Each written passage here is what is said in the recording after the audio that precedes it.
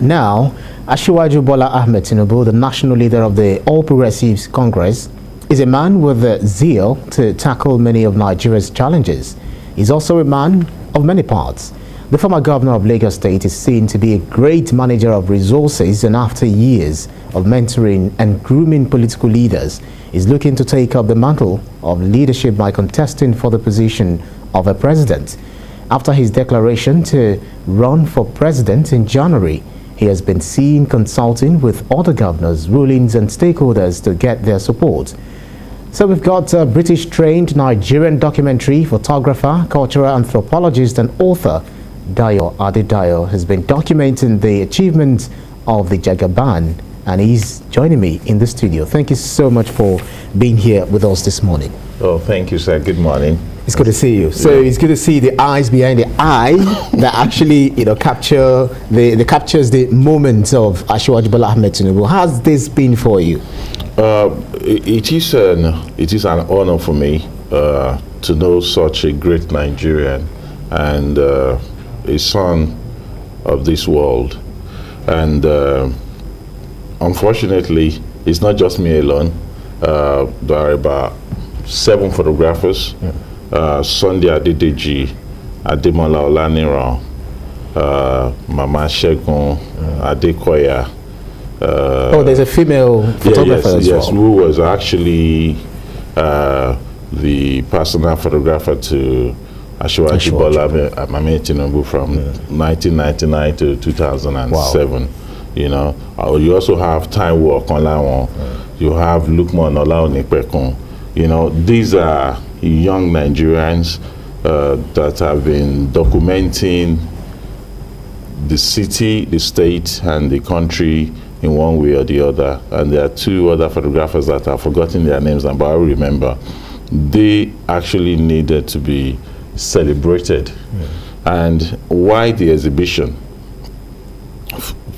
For me personally, Asiwaju is someone that a lot of folks actually did not really understand. And I've been privileged to work with him personally, have his portrait taken that took me several days. And I've also been privileged to be at the dining table with him. Not with your camera? No, just us eating. Okay. Just the 2 of us. Not once, not twice, not 3 times. And in all these occasions, he would tell me to ask him any questions. Since then, I've studied him deeply because I'm a student of history and student of politics as well. And when you look at the history of Yoruba race, if they're having a football team today in Yoruba race, both dead and alive, Asiwaju will be in the first 11. Because when you look at the political history, you take Oduduwa, the founder of the race, you take Chief Obafemi Awolowo, Chief Samuel Akinsanya, who formed the Action Group in 1951, you take MKO Abiola, who was not even liked in Yoruba land. Then, before SDP of the 90s, it was after June election that everybody started shouting MKO, MKO, MKO. During the life of Chief Obafemi Awolowo, the Second Republic, Chief Obafemi Awolowo was like a god in Yoruba land.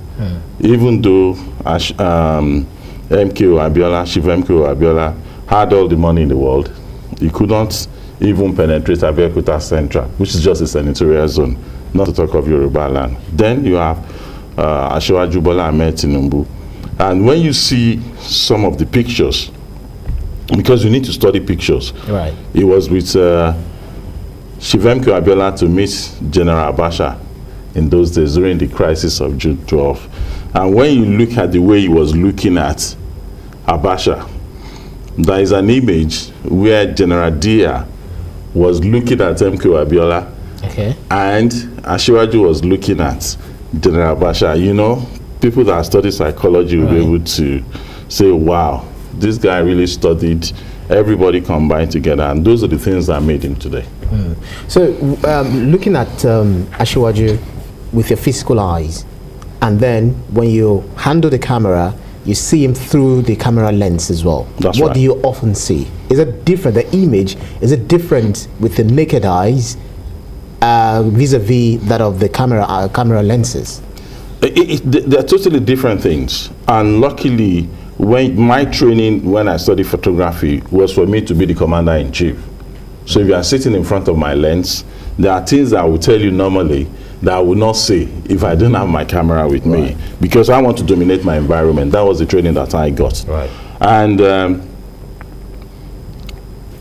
it was an interaction, you know, over a week. It was an interaction between the two of us. Say this, do this. And on the last day of the photo shoot, and I told him, sir, I want to see that determination in your face when you are making critical decisions to say, oh, this is it, that is it. Asiwaju changed. And of course, my camera just went up, boom, boom, boom, boom, boom, boom. Where did I get that? I get that from the person I wanted to be. He's late now, Yusuf Cash. Okay.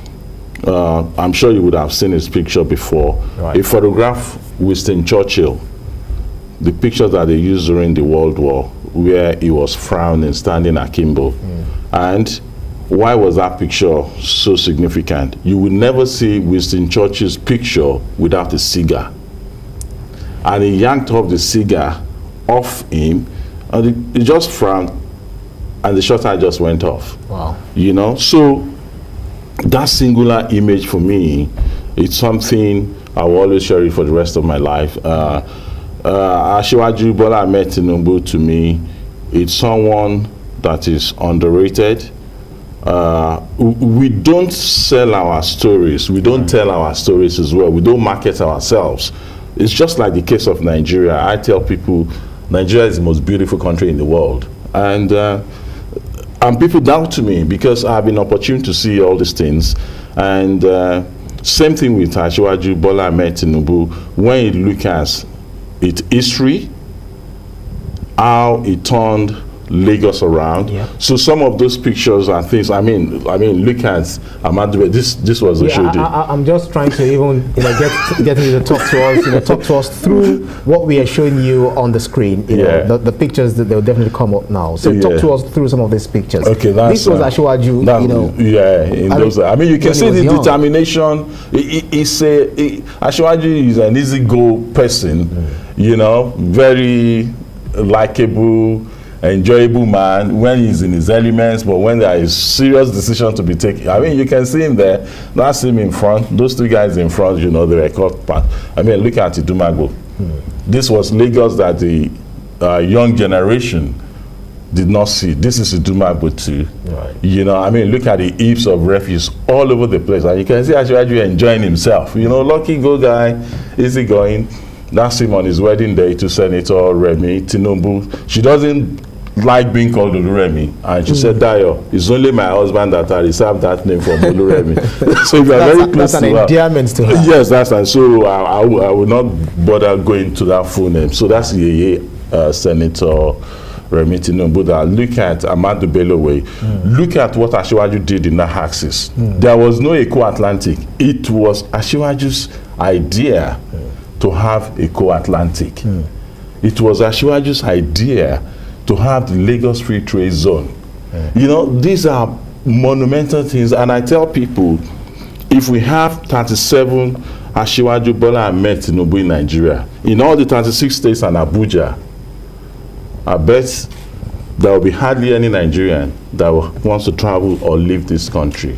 Because one is a voracious reader, and I'm a fan of someone that reads, you know, because when you read, it opens up your mind. Absolutely. And that comes to another thing I will tell you.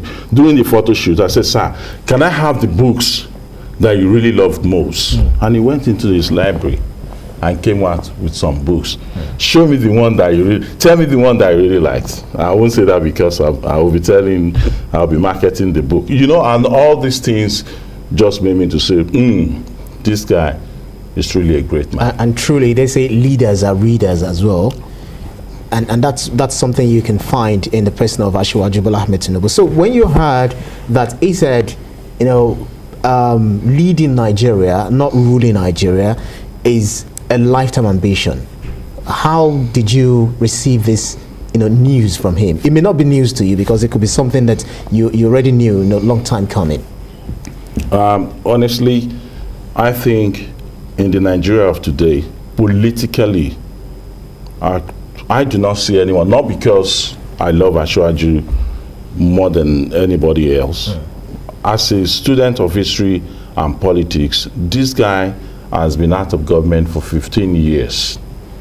And like General Ibrahim Babangida said of Awolowo when he died, and that is the mistake we usually make in this part of the world, that Awolowo was always in the news and the person that we discuss all the time. Right. Same thing with Asiwaju Bola Ahmed Tinubu. At the exhibition, you will see a roll of about 18 governors when they have the Southern, 17 governors when they have the Southern Governors Forum in the year 2000. And when you look at all of them, you just wonder, where are they now?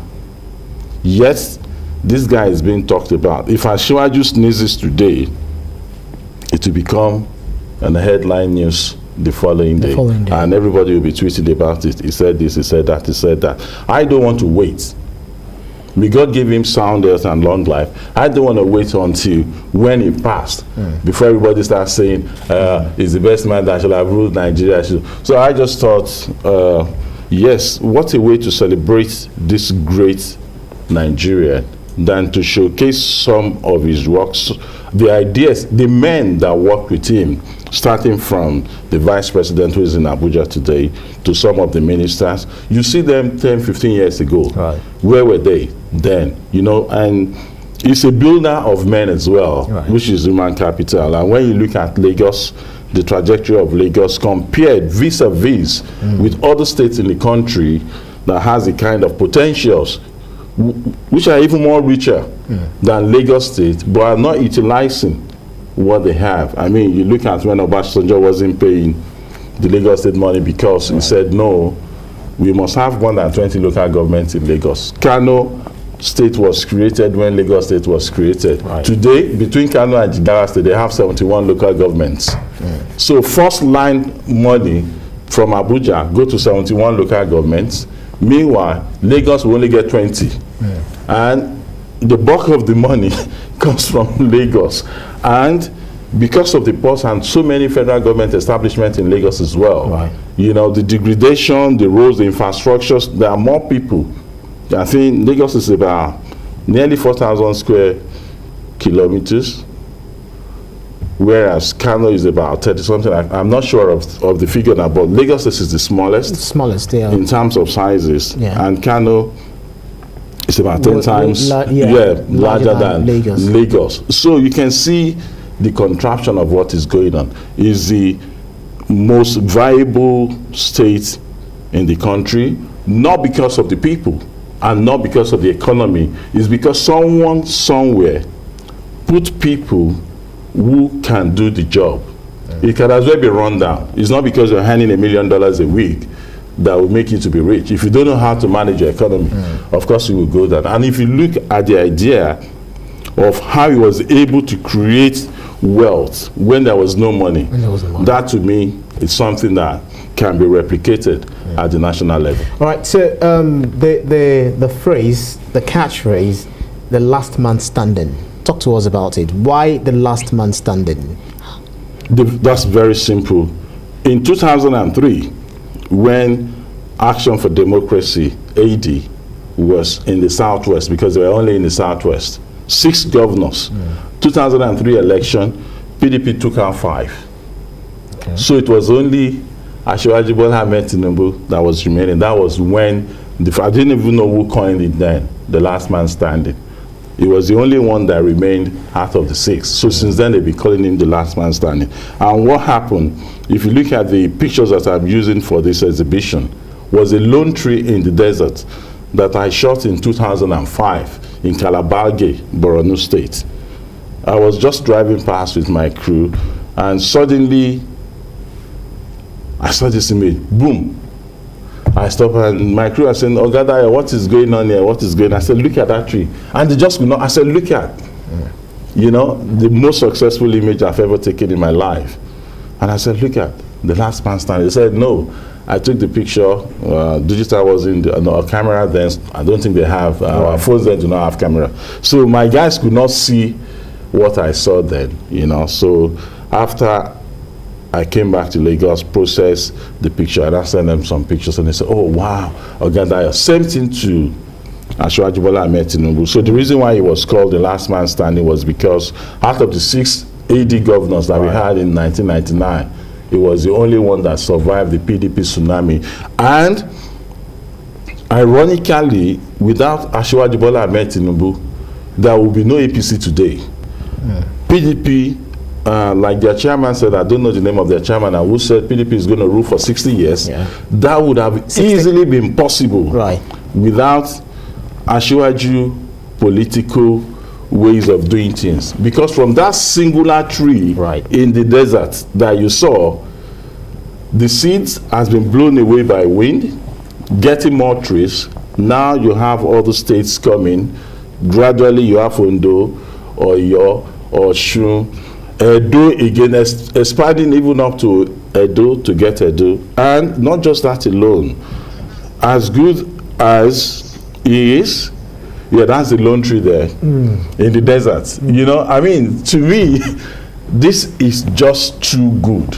And at the end of the day, you look at Asiwaju Bola Ahmed Tinubu has not been celebrated because one, Yoruba land, Ogunde, Baba Ogunde said in those days, we have to look back and think about ourselves. Even though that it's good for us not to think one way, but at the same time, when we see someone that is doing something right, we should all join hands together to make that person great. We talk about Awolowo today, but when Awolowo was alive, what did they do? People were castigating him right, left, and center. And MK Abiola, that we are all shouting about his name today, was number 1 enemy to Obafemi Awolowo.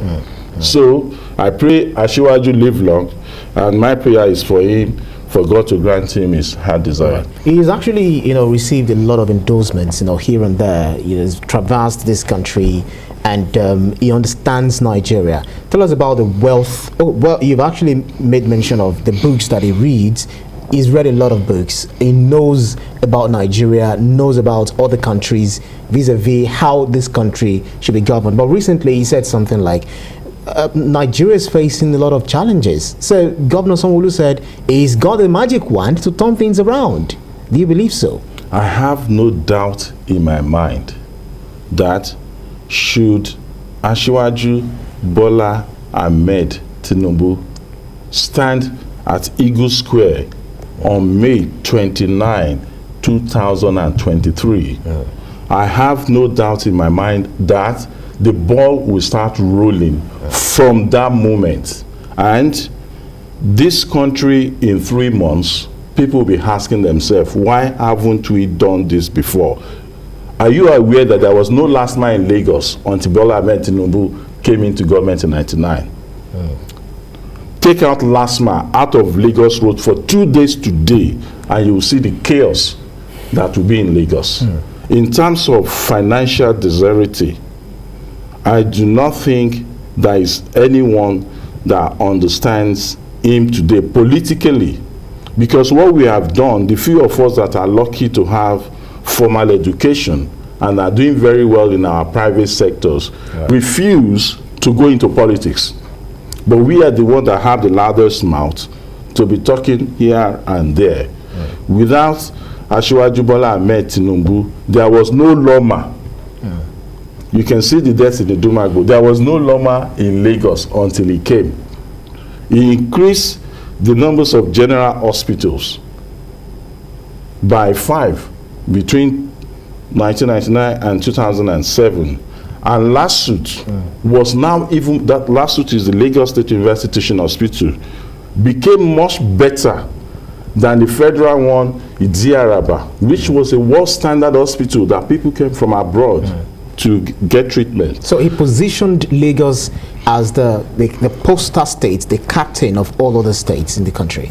Not just that alone. Yes, not just that alone. He said his ambition is to be the president of Nigeria. Yeah. For you to have an ambition, you must lay foundation. There must be things that you must have done or you wanted to do. So it's a building block, little by little. So it's different from, those who are saying we are being persuaded. People wanted me to. No, he actually studies Nigeria. He knows Nigeria and knows how to lead it, even from the front. Absolutely, absolutely, and that is Asiwaju for you. And not just that alone. Asiwaju knows everybody and everyone in this country. So he knows the round peg to put in the round hole. I mean, you can see that in Lagos. If you know the amount of people, politicians, that were against him in 2007 when he said His Excellency Babatunde Raji Fashola is going to be the next governor. People were shouting, do. It's not possible, not part of us. Look at what happened. BRF came and changed the trajectory of Lagos. He is now even performing much better at the federal level. All right.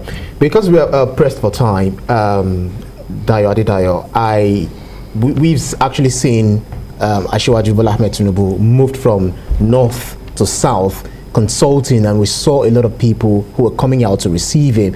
And we also saw that Oni of Ife prayed for him close to an hour. Olugbo Ofigbo, raised his hand in endorsement and all that. But this man who has been standing and moving and talking with tirelessly, I want to ask you this question because of your affinity with Asiwaju Bola Ahmed Tinubu, based on what people are saying, and trying to play the devil's advocate.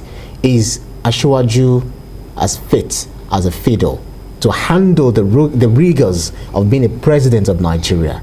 Is it? Luckily. But by saying as fit as a fiddle, I know what I'm talking about. Is health status. Yes, I know. Is it a strong man as that? Asiwaju of 2007 and Asiwaju of 2022 are two different things. Just like you. I'm 58. You can't compare my life to when I was 50. But having said that, luckily, he made a statement about a week or two ago that he said that he's not contesting to be a bricklayer or a carpenter, something like that. But what you should realize is the brain. I've seen an American president in wheelchair throughout his administration, on a wheelchair. Right. What's his name now? During the Second World War, being pushed around. Asiwaju can still walk, and the most important thing is the brain. And like you said earlier, a leader who reads is different from someone who haven't read a page of a book, And in terms of health, I'm not a medical doctor. I'm a photographer. Right. And from what I can see, what matters in life is telling people what to do. When you delegate, and you put the right tool in the right, you put the right the round in the round hole. I mean, look at what is happening. He's got all of those things. Just like you just answered the $60 question in about the health, saying that he's a strong man, as fit as a fiddle. So, as a way of wrapping up, the last man standing. What's your final thoughts? What's your parting shot? On the last man standing, I want people to come. It's open to the public on Monday 28th, but on 29th is strictly by invitation. It's for people to come, because when you have a mind or an opinion, if you are 40 and you still have the same opinion at 50, that means you've wasted 10 years of your life without learning anything. What I want people to come to do is to come for the exhibition. It's being held at the Eco Hotel Grand Ballroom to see the Asiwaju that they've never known. Maybe you can be swayed to say, yes, this guy I've tried. To me, he's the best politician in Nigeria today that can turn things around. Our major challenge in Nigeria today is the economy, and I think he's the best man that can change that economy for us. Makes sense. British-trained Nigerian documentary photographer, cultural anthropologist, and author Dayo Adedayo. Thank you so much for giving us this beautiful insight into the person of Asiwaju Bola Ahmed Tinubu. And we're so much, inspired by some of the things that he's done and things that he will be doing. A very strong man at that. Thank you so much for coming on TVC Breakfast. Thank you for having me. Thank you.